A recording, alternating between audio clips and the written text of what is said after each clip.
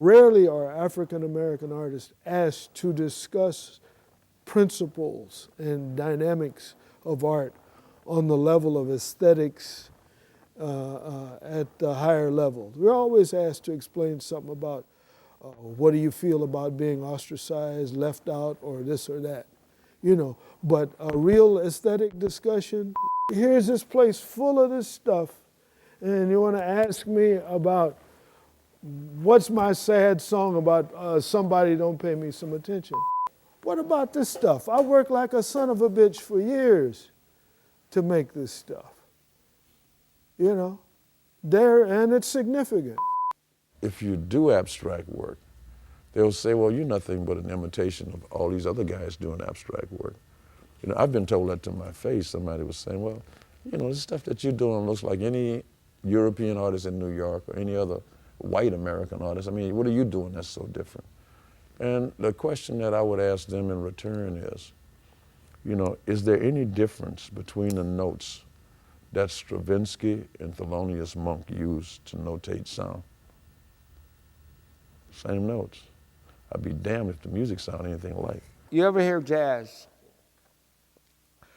I'm interested in the same vernacular that jazz worked with. I've listened to jazz all my life. That's all I'm concerned about, jazz music.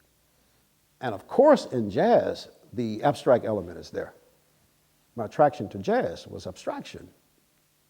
An awful lot of my work has to do with, it comes out of a jazz blues idiom, if you will. And I know a lot of people are dismiss those ideas. Well, that's their problem. Let's go back to John Coltrane, my favorite things. There's a everyday pop tune.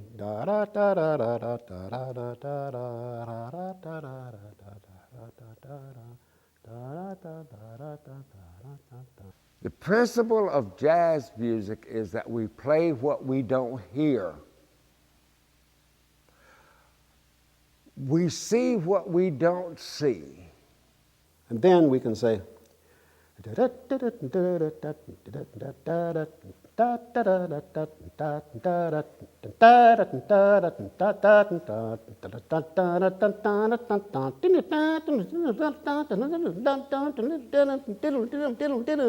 trying to do with the visual thing that I'm working on what I see friends of mine doing musically here every day.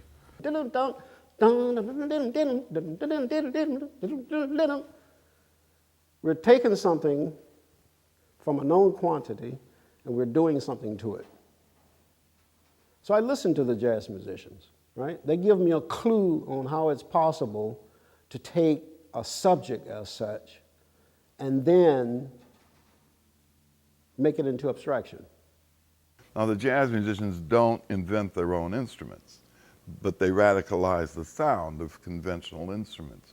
Well, that's basically what we do. We take ordinary materials and we try to make it, transform it in a manner that you can't tell what it is, where it came from, where it begins or where it ends.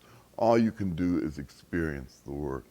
I've seen very smart people come up to me. I had a show in Chicago, and she was a lawyer, this woman, and she's looking at the picture, and she said, "What does it mean?" And then I realized as she's looking at the picture, there is no way, especially if you're not prepared for abstract art, she's probably thinking, bring it back together into focus.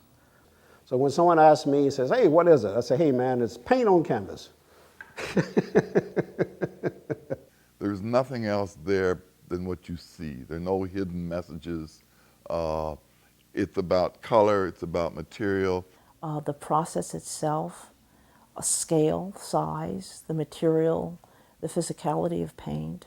I'm a materialist. I work with matter as a thing. An abstract painting, once it's done, is as real as a figurative painting. You know, it's a real thing. You have constructed a real thing. However, its places of reference for a person to connect with it are different, you know.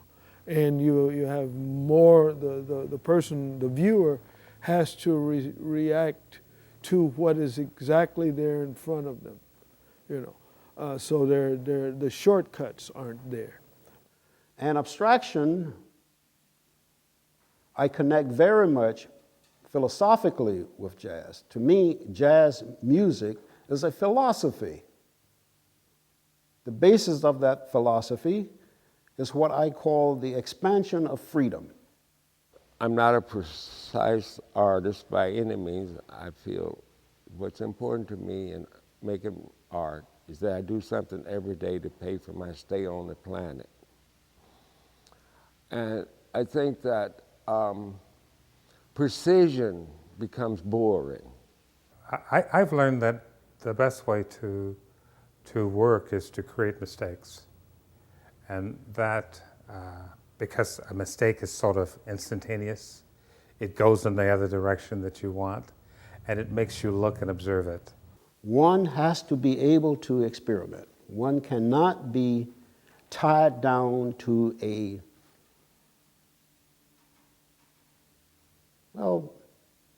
state. You have to be flexible. I'm always interested in finding a creative avenue, a challenging avenue. It calls for flexibility of thought.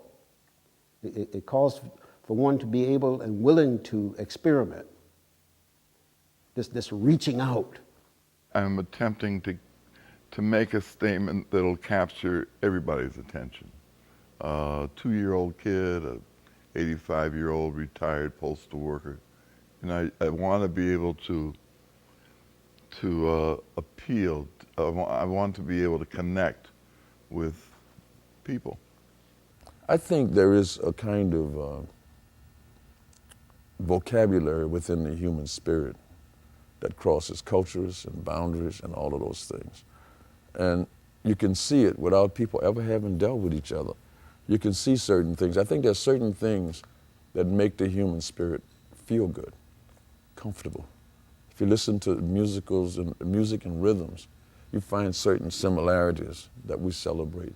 You know, if you think about our sadness, if you go into a Southern Baptist church in a funeral celebration, a black one, and you hear that choir and that note comes from the back of that choir, that C above high C that has no verbalization, it's just a sound, and the hair stands up on your neck. That's the epitome of abstraction. But you can hear that by those women in Iraq when they're lamenting the dead, by African women when they're yelling, by Chinese women when it's a primal human thing that's totally abstract, but we all understand its meaning.